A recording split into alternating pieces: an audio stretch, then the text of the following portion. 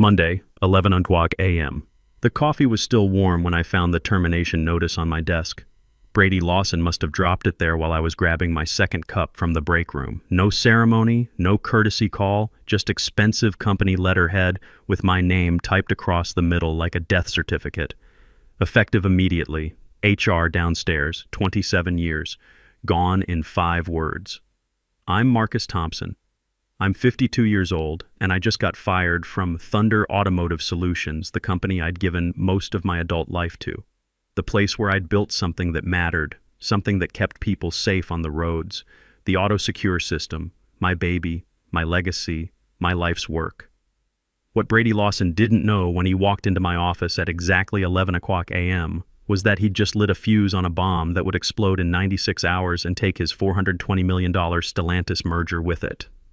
I checked my watch. My $180,000 performance bonus was scheduled to hit my account this Friday at 11 o'clock a.m. Brady probably thought he was pulling some NBA-level genius move, terminate the old guy before his big payday, save the company money, prove to Daddy and the board he could make tough decisions. What his Wharton education didn't teach him was to read the fine print on contracts written by men who'd survived decades in Detroit's automotive wars. That bonus wasn't just money, it was a trigger. See, 15 years ago, Frank Rodriguez, Thunder's founder and the closest thing to a father I'd had since my old man died, wrote a clause into my contract that nobody else knew about. Frank was former UAW Local 600, the kind of shop steward who'd go toe-to-toe with plant managers over safety violations and win. When he started Thunder after Ford's downsizing in the early 2000s, he brought that same fight-for-your-people mentality to the executive suite. The clause was elegant in its simplicity. Once my annual bonus paid, full legal ownership of the auto-secure system would automatically transfer to me. Not a symbolic gesture. Not a handshake deal. Full intellectual property rights, filed with the state, sitting in escrow, waiting for that electronic payment confirmation. And without auto-secure, Thunder had nothing to offer Stellantis except empty promises and Brady's PowerPoint presentations. I signed the termination paperwork without saying a word. My hands were steady. I'd been expecting this for months, ever since Richard Lawson brought his 28-year-old son in as VP of Strategic Development. The kid had been gunning for me since day one, probably saw my salary and thought about all the ways he could spend that money better. On my way out, I passed Brady's corner office. He was on the phone, gesturing animatedly through the glass walls, probably updating his father on the brilliant cost-cutting measure he'd just implemented. I left a small black USB drive on my desk where he could see it. Let him think it was important. That drive had been empty for 5 years. Every reel, backup, every line of critical auto-secure code, every security protocol that made our system worth $420 million to Stellantis. All of it was locked behind biometric encryption that only recognized my thumbprint and retinal scan.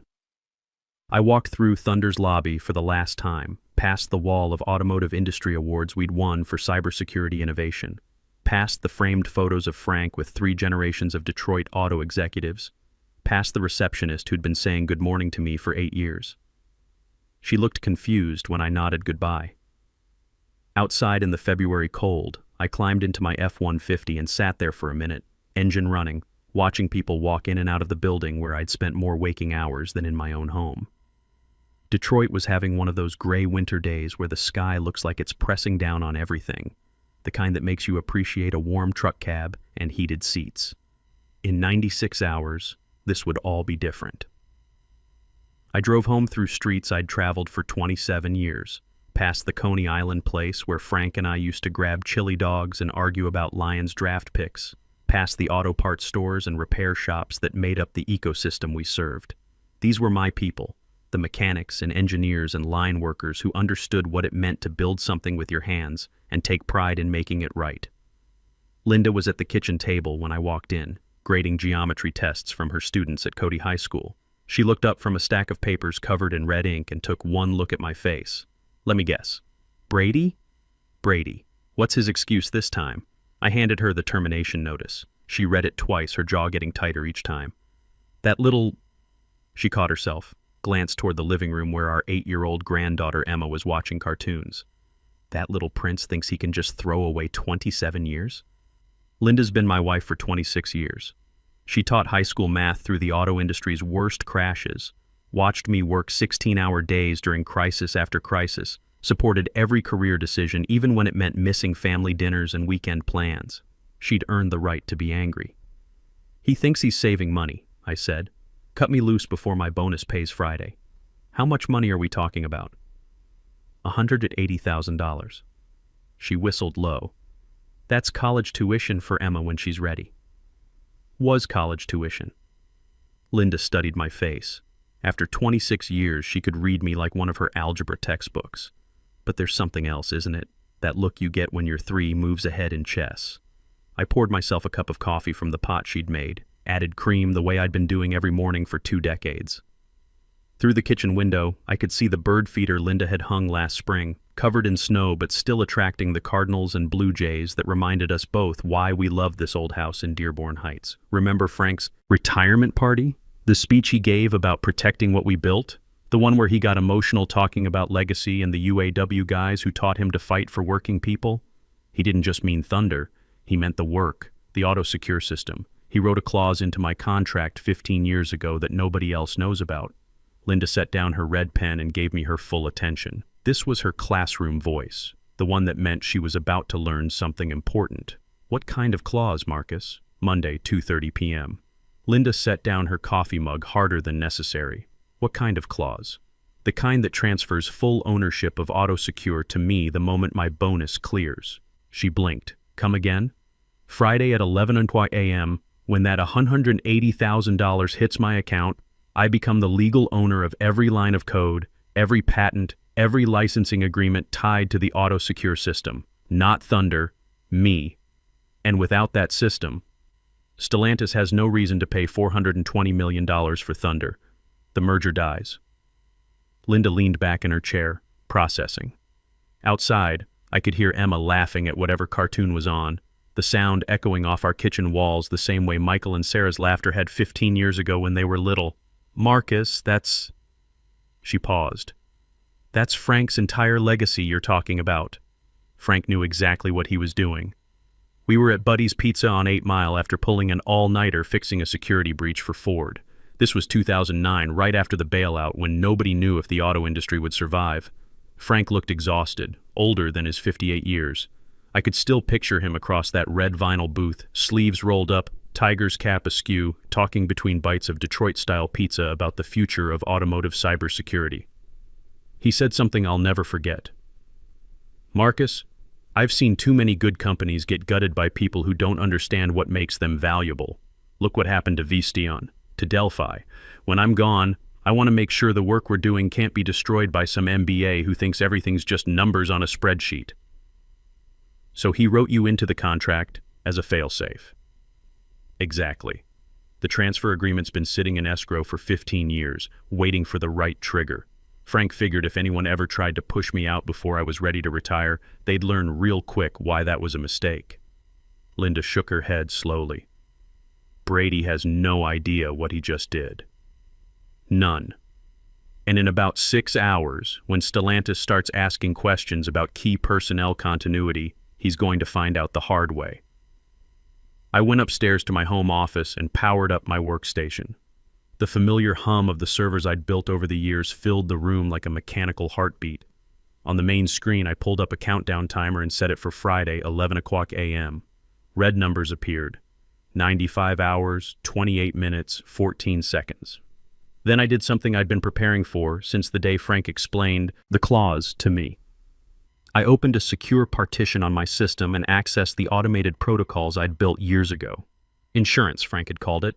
A dead man's switch for the digital age. The first protocol was an email scheduler. If the AutoSecure licensing rights weren't renewed by Friday at 11 a.m., and they couldn't be without me as an active Thunder employee, an automated message would send to 3 key people at Stellantis.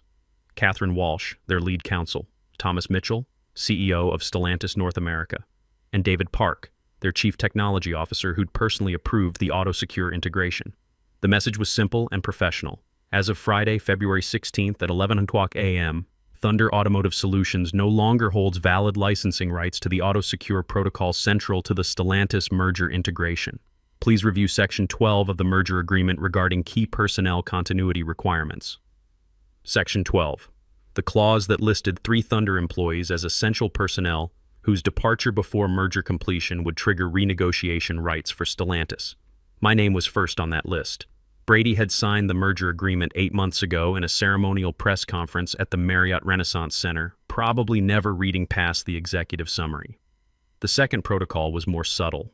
Every major automotive news outlet, Automotive News, Ward's Auto, even the Free Press Business Desk, would receive an anonymous tip about personnel changes at Thunder Automotive affecting the Stellantis merger. Nothing specific, nothing that could be traced back to me, just enough to get reporters asking questions that Brady couldn't answer. I sat back and watched the countdown tick down. 95 hours, 26 minutes, 8 seconds. My phone buzzed with a text message. Alex Rodriguez, one of our senior engineers. I'd been mentoring Alex for 5 years, ever since he graduated from Wayne State with a computer engineering degree, and the kind of hunger to learn that reminded me of myself at his age. His parents had come up from Texas during the auto boom of the 90s, and Alex carried that mix of Midwestern work ethic and Latino family values that made him one of our most reliable people. Mr. Thompson, heard what happened. This is wrong. Can we talk? I called him back immediately. Alex, you don't waste time. Sir, Brady's been asking questions about auto-secure architecture all afternoon. He had IT trying to access your secured directories. Did they get in? Not even close. But he's panicking. Started talking about bringing in outside consultants, maybe reaching out to competitors to license similar systems. That was interesting. Brady was already looking for alternatives, which meant he was smart enough to realize Thunder's value proposition depended entirely on auto-secure. What did you tell him? That auto-secure isn't just software, it's an integrated hardware-software solution with proprietary encryption protocols. You can't just swap it out like changing brake pads. Alex was smart, too smart to stay at Thunder much longer under Brady's leadership. Good answer. Alex, I want you to know something. Whatever happens in the next few days, you've got a bright future in this industry. Don't let anyone convince you otherwise. Sir, are you saying what I think you're saying? I'm saying, keep your options open. After we hung up, I realized Alex would be getting a call soon. Brady would need someone to take over my responsibilities, at least temporarily. Alex was the obvious choice. Young, talented, technically capable.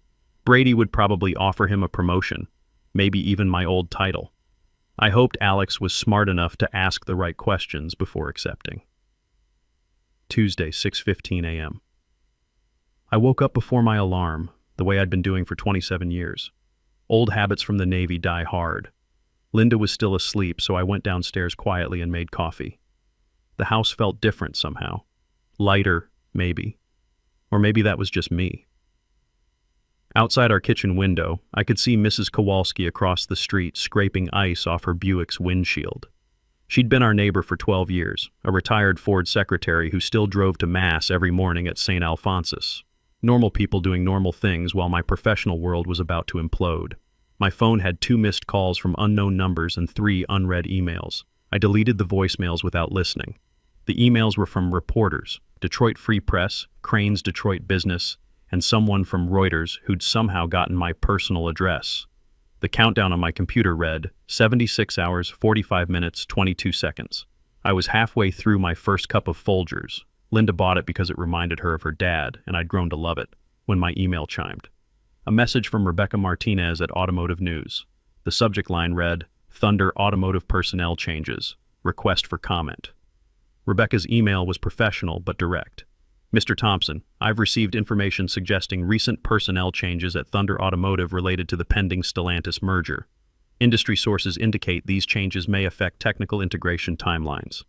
Would you be available for a brief phone conversation to discuss the potential impact? I replied with one sentence. I'd suggest asking Thunder's leadership team about Section 12 compliance and essential personnel requirements. That was all it would take. Rebecca was a good reporter, the kind who actually read SEC filings and merger agreements instead of just copying press releases. She'd find Section 12, cross-reference it with the personnel changes, and start asking uncomfortable questions. My phone rang at 8 o'clock a.m. sharp. Tuesday, 8 o'clock a.m. Catherine Walsh from Stellantis. I recognized the Auburn Hills area code before I answered. Mr. Thompson, thank you for taking my call. I'm lead counsel for Stellantis North America. We've had some questions raised about the Thunder merger, specifically regarding key personnel requirements. I kept my voice neutral. Section 12, you're familiar with it. I should be. My name's first on the list. A pause. Yes, it is. Mr. Thompson, there seems to be some confusion about your current employment status with Thunder. Our records show you as essential personnel for the integration, but we've received conflicting information. What kind of conflicting information? A reporter called this morning asking about personnel changes affecting the merger timeline. When we contacted Thunder for clarification, we were told you were no longer with the company as of yesterday. I let that hang in the air for a moment. That's accurate. Mr. Thompson, if you're no longer employed by Thunder, that creates substantial complications for the merger agreement. Section 12 specifically states that essential personnel departures trigger renegotiation rights. I'm familiar with the language. Then you understand our position. We need to verify the current status of all licensing agreements tied to essential personnel, particularly the auto-secure system. You'll need to ask Thunder for those certifications. They're having difficulty locating the current certificates. I almost smiled. Brady was probably tearing apart filing cabinets right now, looking for documents that didn't exist where he thought they should. That's unfortunate. Mr. Thompson, I'll be direct. Stellantis has invested 14 months and considerable resources in this merger based on representations about Thunder's capabilities. If there are issues with the auto-secure licensing, Ms. Walsh, I can't speak for Thunder's current licensing status. I'm no longer an employee. After we hung up, I sat back and watched the countdown timer. 74 hours, 12 minutes, 33 seconds. Instead of waiting for more calls, I decided to take a different approach. I opened my laptop and composed a detailed email to Gerald Pierce, Thunder's longest-serving board member and the guy who'd been there since Frank founded the company. Gerald, I assume you're hearing from Stellantis about Section 12 compliance issues. As you know, my departure triggers certain contractual obligations that may affect Thunder's licensing arrangements. If the board wants to discuss options before Friday's deadline, I'm available, but not through Brady. Marcus. I sent it and waited. Tuesday, 11:30 a.m. Linda found me in my office, staring at the countdown timer while listening to WJR's morning talk show, something I hadn't had time to do in years. "How are you feeling?" she asked. "Honestly, different than I expected. I thought I'd be angrier. Instead, I just feel tired, like I've been holding my breath for 27 years and finally let it out." She sat down in the chair across from my desk, the one where employees used to sit when they needed help with impossible problems. "Your chest been bothering you?" I touched my sternum reflexively. The tightness had been there for months, stress manifesting in ways my 52-year-old body couldn't ignore anymore. A little, nothing serious. "Marcus, remember what Dr. Singh said at your last checkup?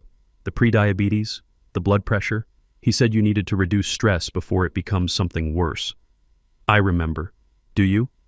"Because I've been hearing promises about slowing down for 3 years. You still take calls during Emma's birthday parties. You still work weekends when we're supposed to be together." She was right. I'd missed too many family dinners, too many school plays, too many moments that mattered because some system was down or some client was panicking. This is different, Linda. This is about protecting what Frank built. Is it? Or is it about proving to yourself that 27 years meant something? That hit closer to home than I wanted to admit.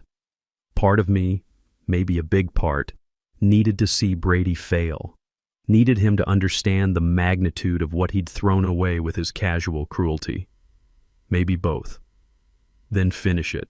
But when this is over, when that timer hits 0 and whatever's going to happen happens, you're done. Really done. No more midnight calls, no more weekend emergencies, no more choosing work over family. Deal. My phone buzzed with Gerald's response. "Conference call set for 2 p.m. Richard will be there. We need solutions, not problems." Tuesday, 2:00 p.m. The conference call was tense from the first minute. Richard Lawson sounded like he'd aged 10 years since yesterday. "Marcus, first I want to apologize for Brady's actions. They were inexcusable." "Apology accepted, Richard." Gerald jumped in. "Marcus, we need to know exactly what we're dealing with. Stellantis is asking for documentation we can't locate. Their lawyers are using words like material breach and contract termination. The auto-secure licensing certificates are in a secure partition tied to my employee credentials. When my access was terminated yesterday, the system automatically locked down. Can you unlock it? I could, but that would require me to be reinstated as an employee, which would contradict the termination Brady signed yesterday. Richard cleared his throat. What if we offered you a consulting contract, temporary, just to get us through the merger? At what rate? We were thinking $2,000 a day. I did the math quickly. The merger was supposed to close in 6 weeks. Even at $2,000 a day for 42 days, it wouldn't approach the value of what I'd own outright in 2 days. Richard, that's generous, but it doesn't solve the underlying problem, which is, Brady fired me to save $180,000. But my bonus payment isn't just compensation, it's contractually linked to intellectual property transfer rights that Frank negotiated 15 years ago. Dead silence on the call. Gerald finally spoke. Intellectual property transfer to who? To me. Personally. Marcus, Richard said carefully, are you saying that if your bonus pays Friday morning, you'll own AutoSecure? I'm saying Frank was very thorough about protecting the company's core assets from hostile takeover or incompetent management. More silence. Then Gerald, Jesus Christ, Frank, what did you do? Wednesday, 10 a.m. Thunder's stock opened down 15% from Monday's close. The financial media was starting to pay attention. CNBC ran a segment called Merger Monday Blues that mentioned personnel disruptions at several automotive companies, with Thunder specifically cited. By noon, the stock had dropped another 8%. Total decline, approximately 22% in 2 days. My phone rang. Alex Rodriguez. Mr. Thompson, I wanted you to know something. Brady offered me your old position yesterday. Chief Technology Officer, $220,000 salary. Congratulations. I turned it down. That surprised me. Why? Because when I asked him basic questions about auto-secure architecture, he couldn't answer them. He kept saying we'd figure it out during transition. A CTO job where I can't get straight answers about our core product. That's not a promotion. That's a setup for failure. What did you tell him? That I don't work for titles. I work for people who understand the technology they're responsible for. My father didn't come up from San Antonio and work the Ford Rouge plant for 20 years, so I could take jobs from people who don't respect the work. Something loosened in my chest.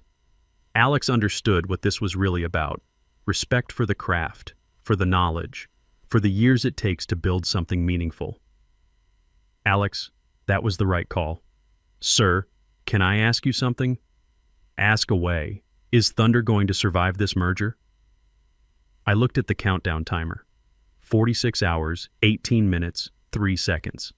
That depends entirely on decisions made in the next 2 days. But Alex, whatever happens, you're going to be fine. You've got the skills and the character to succeed anywhere. Thank you, sir. That means more than you know. After we hung up, I realized something had shifted. This wasn't just about Brady anymore, or even about my own vindication. It was about people like Alex, who deserved to work for companies that valued their contributions, instead of seeing them as line items on a spreadsheet. Wednesday, 4:30 p.m. An email arrived from Thomas Mitchell, CEO of Stellantis North America. Mr. Thompson, Stellantis is prepared to discuss alternative arrangements for auto-secure licensing that don't depend on Thunder's corporate structure. Would you be available for a confidential conversation? T. Mitchell. The countdown read 42 hours, 30 minutes, 15 seconds. I stared at that email for 10 minutes before responding with a single line. I'll be available Friday after 11 o'clock a.m. Thursday, 6:30 a.m. I woke up to the sound of my phone buzzing against the nightstand. Linda stirred beside me but didn't wake up. The caller ID showed Gerald Pierce. Marcus, we need to talk. Good morning, Gerald. The board held an emergency session last night that went until 2 a.m. Brady's been suspended pending review. Richard is, well, let's just say he's having a hard time with his son's decisions. I'm sorry to hear that. Are you? Because from where I sit, it looks like you orchestrated this entire situation. Gerald wasn't wrong. Frank had given me the tools 15 years ago, but I'd chosen to use them. Gerald, Brady fired me to save $180,000. What happened after that was just business responding to contractual realities. Just business? Marcus, you nearly destroyed a company that employs 847 people, people with families, mortgages, kids in college. That stung because it was true. In my focus on Brady's arrogance, I'd lost sight of everyone else who would be affected by Thunder's collapse. The employees weren't my target, but their collateral damage. And that matters. I sat up in bed, careful not to wake Linda. Through the bedroom window, I could see frost covering our neighbor's lawn, the kind of February morning that makes Detroit feel like the edge of the world. What are you proposing? Come back. Not as an employee, as a consultant. Help us through the Stellantis transition. But I need to know, can you actually transfer those licensing rights back to Thunder? I looked at my phone. The countdown timer read 28 hours, 30 minutes, 12 seconds. The transfer happens automatically when my bonus clears Friday morning. After that, I own AutoSecure outright. But ownership doesn't mean I can't license it back to Thunder. At what terms? That depends. Is Brady permanently out? The board will make that decision Friday morning. But given the circumstances, yes, I think Brady's done. Then we can talk. Thursday, 2:00 p.m. Linda found me in the backyard, sitting on the old picnic table Frank had helped me build 10 years ago, watching Emma build a snow fort with the neighbors' kids. Their laughter carried across the frozen yard like music. Penny, for your thoughts? Just thinking about what Frank would want me to do. She sat down beside me, close enough that I could smell her shampoo, the same brand she'd used since we were first married. And what's that? Protect the work and the people who do it, but not necessarily the company. What's the difference? The company is just a legal structure. The work, AutoSecure, the technology, the innovation, that's bigger than Thunder. Frank always said the work would outlive all of us. Emma waved at us from her snow fort, her cheeks red with cold but her smile bright as summer. She's going to need college money in 10 years, Linda said quietly. I know, and we're going to need health care when we retire. I know that too. So whatever you decide tomorrow, decide it with a clear head, not just your heart. That evening, Thomas Mitchell called personally. Mr. Thompson, I wanted to follow up on my email. Stellantis is prepared to offer you a direct consulting agreement for AutoSecure development and deployment. 3-year contract, $8 million total compensation. I nearly dropped the phone. $8 million was more money than I'd make in the rest of my career at Thunder. That's generous. You built something remarkable. We want to make sure it continues to evolve. What about Thunder? Thunder would receive a licensing fee for existing deployments, but future development would be handled through your consulting firm. I thought about Gerald's words, about the 847 people at Thunder, about Alex Rodriguez turning down Brady's offer because he believed in doing things right. Mr. Mitchell, let me ask you something. Would this consulting arrangement include bringing on additional technical personnel? People I'd want to work with? Absolutely. We'd want you to build a team. Then let's schedule a formal conversation for Friday afternoon. Friday, 10:00 a.m. I stood in Thunder's lobby for the first time since Monday, visitor's badge clipped to my jacket. The receptionist smiled nervously when she saw me. Mr. Thompson, they're waiting for you in conference room A. Gerald was there, along with Richard Lawson and 3 other board members I recognized. Thomas Mitchell had driven down from Auburn Hills. The tension in the room was thick enough to cut with a knife. Richard stood when I walked in. He looked like he'd aged 5 years in 5 days. Marcus, I owe you an apology. Brady's actions were inexcusable. The board voted unanimously this morning. His employment is terminated, effective immediately. I'm sorry it came to that. Are you? Because I'm not sure my son learned anything from this except that his father can't protect him from his mistakes. That was harder to hear than I expected. Richard was a good man who'd built Thunder into something meaningful after Frank retired. He didn't deserve to watch his son destroy it. Thomas Mitchell got straight to business. Mr. Thompson, we need to know the current status of AutoSecure licensing. Can you restore Thunder's access? I opened my laptop and logged into the secure partition I'd created years ago. My watch showed 10:58 a.m., 2 minutes until my bonus cleared. I can transfer the licensing rights back to Thunder, I said. But I have some conditions. Name them, Gerald said. First, Alex Rodriguez gets promoted to Chief Technology Officer immediately. He understands the AutoSecure architecture better than anyone except me, and he has the character to lead technical development responsibly. Done. Second, Thunder establishes a technical mentorship program. No more critical systems depending on single points of failure. Richard nodded. That makes sense. Third, I'll consult on the Stellantis integration for 6 months, part-time, mostly remote. After that, I'm retired. Agreed. My phone buzzed at exactly 11 o'clock a.m. Bank notification, $180,000 deposited to checking account. The countdown timer on my laptop flashed green and displayed transfer complete. I owned AutoSecure for about 30 seconds. I pulled up the licensing transfer interface and typed in Thunder's corporate credentials. Another biometric scan, another transfer. Authorization. Thunder Automotive Solutions now holds full licensing rights to the AutoSecure system, I announced. The relief in the room was palpable. However, I continued. I've also accepted Thomas Mitchell's consulting offer for future AutoSecure development. Thunder will handle current deployments and Stellantis integration. My team will work on next-generation systems. I looked around the room. Everybody wins. Thunder keeps the merger. Stellantis gets their technology. The employees keep their jobs. And I get to retire on my own terms. Friday, 7 o'clock p.m. Linda and I sat on our back porch despite the February cold, sharing a Bell's Two-Hearted Ale and watching the sun set over Detroit's skyline. Emma was inside, video calling with her parents about the snow fort she'd built. "How does it feel?" Linda asked.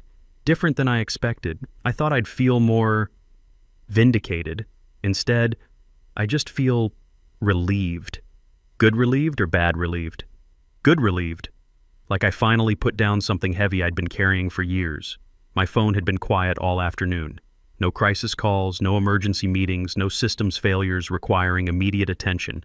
For the first time in 27 years, Thunder's problems weren't my problems. "What are you going to do with 6 months of part-time consulting?" "Train Alex. Document everything. Build a team that can innovate without me. Make sure what Frank and I built can survive and grow. And after that, we go to Wisconsin. We spend a month on the lake. I teach Emma how to fish properly. I remember what it feels like to wake up without a countdown timer in my head." Linda smiled and leaned against my shoulder. "Think Brady learned anything from this? Maybe. He's 28. People can change if they want to. Richard's a good father. He'll make sure Brady gets another chance to do better. You sound almost sympathetic. Frank always said everyone deserves a chance to learn from their mistakes, even MBA kids who make bad decisions under pressure." In my pocket, my phone buzzed once with a text message from Alex Rodriguez. "Thank you, sir. I won't let you down." I smiled and put the phone away without responding. Alex didn't need my approval anymore. He'd earned his shot. The countdown was over. For the first time in decades, time belonged to me again. From inside the house, I could hear Emma laughing at something on her video call, the sound mixing with the distant hum of Detroit traffic and the gentle creak of the porch swing Linda and I had installed 15 years ago. Some things, I realized, were worth more than any merger, any system, any 27-year career. Some things were worth coming home to, and some lessons are worth learning the hard way, even if you're not the one who has to learn them.